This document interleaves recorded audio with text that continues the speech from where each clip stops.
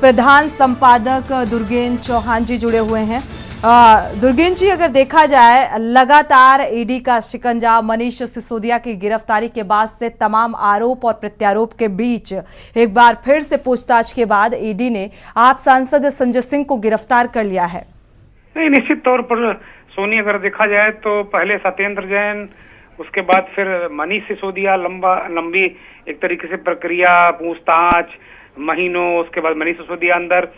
संजय सिंह ने पिछले दिनों जो सरकारी एजेंसियां हैं, चाहे ईडी हो चाहे सीबीआई हो, इसको लेकर अगर कोई देश में, अगर आप देखेंगे पुराने बयानात निकालेंगे सोनी, तो देश में सर्वाधिक बोलने वाला नेता संजय सिंह है, जिन्होंने ईडी और सीबीआई के खिलाफ सर्वाधिक बोला होगा कि उसका दुरुपयोग ये मौजूदा सरकार कर रही है।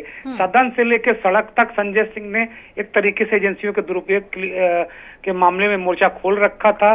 और जो संजय सिंह के पक्ष के लोग हैं, विपक्ष के लोग हैं, आम आदमी पार्टी के लोग ये भी कह रहे हैं कि संजय सिंह लगातार अडानी पर, राहुल गांधी के बाद अगर कोई नेता है तो वो संजय सिंह ही सदन में थे, जो अडानी पर लगातार हमले कर रहे थे, उनकी जांच की मांग कर रहे थे, उनकी 20 शेल कंपनियों की जांच की मांग कर रहे थे। संजय सिंह बहुत आक्रामक थे और जाहिर सी बात उनको सस्पेंड करके एक बार नसीहत दी गई कि सुधर जाओ। उसके बाद भी लगातार संजय सिंह ईडी और सरकार पर हमला कर रहे थे। और पिछले दिनों संजय सिंह के घर के बाहर एक संजय सिंह ने पोस्टर लगा दिया था कि ईडी आओ, आपका स्वागत है। और आज ईडी उनके घर पहुंच गई। मसला 32 लाख चंदे जुटाने का मामले में उन्हें अभी थोड़ी देर पहले गिरफ्तार किया गया है। पूछताछ सुबह से चल रही, लेकिन ये सोनी टेक्निकली हिरासत में सुबह ही ले लिया था उनको, पूछताछ उनके घर ही में चल रही थी, बातचीत चल रही थी, लेकिन टेक्निकली अभी ईडी ने कहा कि हमने उनको गिरफ्तार कर लिया है। दिनेश अरोड़ा नाम का जो शराब व्यापारी, जिसको लेकर ये ताना बाना पूरा बुना गया, वो मुख्य आरोपी है। दिनेश अरोड़ा सरकारी गवाह बन गया। सरकारी गवाह लोग कैसे बनते हैं ये सभी को पता है। सरकारी गवाह दिनेश अरोड़ा बन गया और दिनेश अरोड़ा ने कहा कि मनीष सिसोदिया से मुलाकात संजय सिंह ने ही करवाई थी। और इसी कनेक्शन को जोड़ते हुए ईडी ने उनकी गिरफ्तारी कर ली।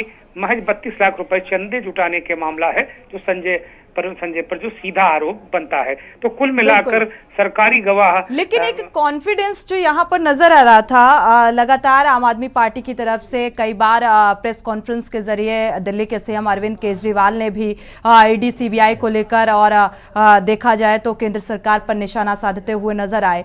और एक कॉन्फिडेंस लेवल कुछ इस तरीके का दिखा कि जैसे कि वाकई एक गलत तरीके से एक तानाशाही रवैया बीजेपी का नजर आ रहा है, जो कि आरोप भी लगातार आम आदमी पार्टी की तरफ से लगाए जा रहे हैं। तो आप इसको किस नजरिए से देखते हैं? और आम आदमी पार्टी मनीष सिसोदिया को लेकर उन्होंने कट्टर ईमानदार का नारा उन्होंने दिया था, कहा था मनीष सिसोदिया कट्टर ईमानदार है। और उसके बाद उनकी गिरफ्तारी के बाद बीजेपी ने कहा कट्टर बेईमान है। ये आम आदमी पार्टी और जो बीजेपी सरकार, दिल्ली सरकार, केंद्र सरकार, इसके बीच पिछले 2 साल से रिश्ते एक अलग तरीके से जो परिभाषित किए गए हैं, एक अलग तरीके के रिश्ते बन गए हैं।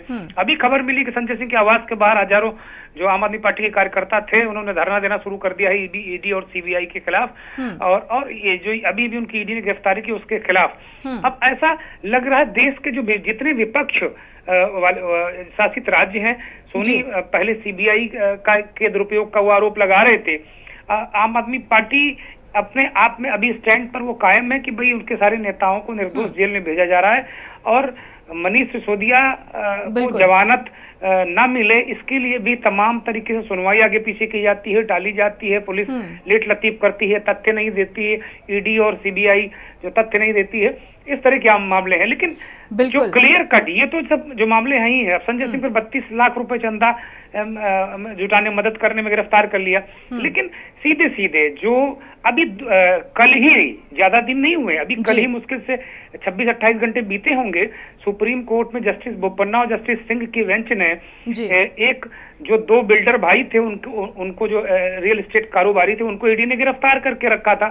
वो सुप्रीम कोर्ट गए तो जस्टिस बोपन्ना और जस्टिस सिंह की बेंच ने कहा, ईडी को बुला के फटकार लगाई कि आपका जो प्राचीन स्वरूप है, जो पुराना स्वरूप था ईडी का, उस पर आ जाइए आप।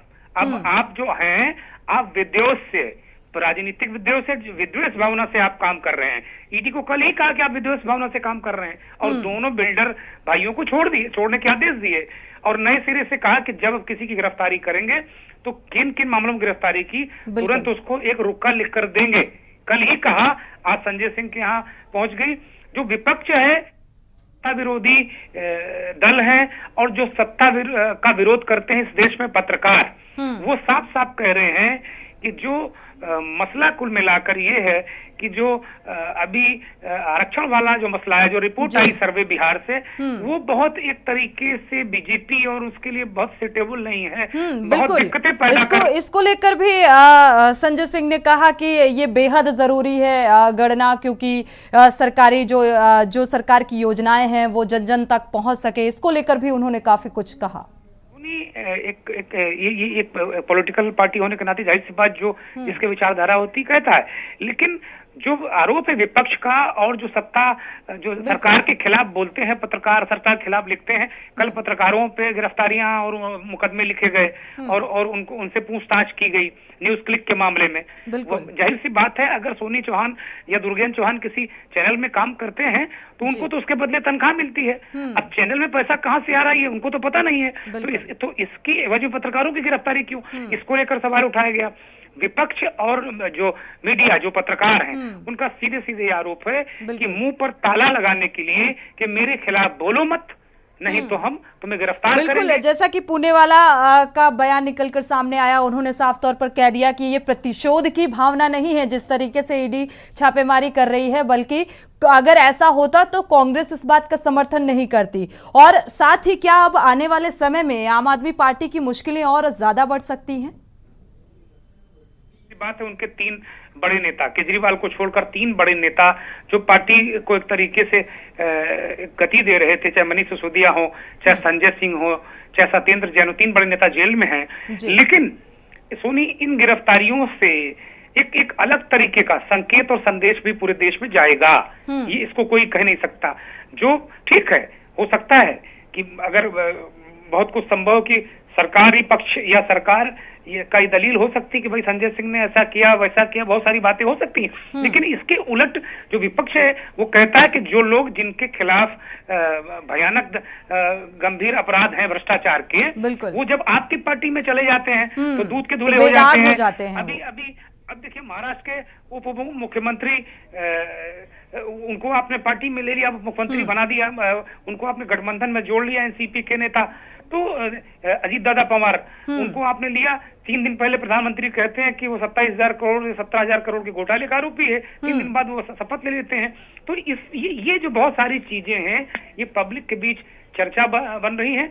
और अभी विपक्ष और पत्रकारों का एक बड़ा तबका ये कह रहा है कि उनकी जुबान पर ताला लगाया जा रहा है, बिल्कुल डराया जा रहा है। सुनी, बिल्कुल देखा जाए तो लोकतंत्र में अब ये बोलने का अधिकार नहीं है कि अगर सत्ता पक्ष में कोई दोषी है तो उसे आप दोषी नहीं कह सकते या भ्रष्टाचारी नहीं कह सकते। और ईडी और सीबीआई को लेकर जिस तरीके से आम आदमी पार्टी सवाल उठा रही है, तो ये भी कहा जा सकता है कि वाकई ये जो सरकारी हमारी एजेंसियां हैं ये स्वतंत्र रूप से काम नहीं कर पा रही हैं। अगर ये आपसे मेरा सवाल है तो निश्चित तौर पर ये जो एजेंसियां हैं, जांच एजेंसियां हैं, ये कटघरे में हैं, विपक्ष की कटघरे में हैं।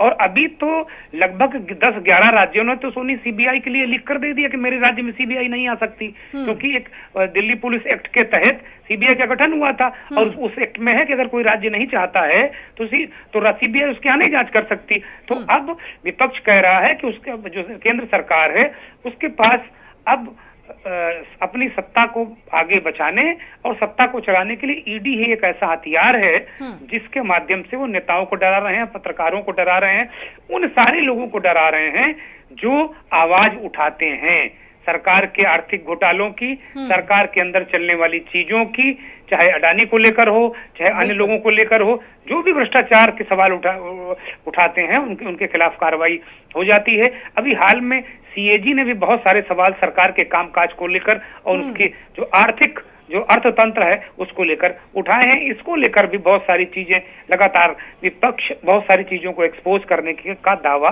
कर रहा है। जी बिल्कुल, शुक्रिया इस तमाम अहम जानकारी को साझा करने के लिए। बहुत बहुत शुक्रिया आपका हमारे साथ जुड़ने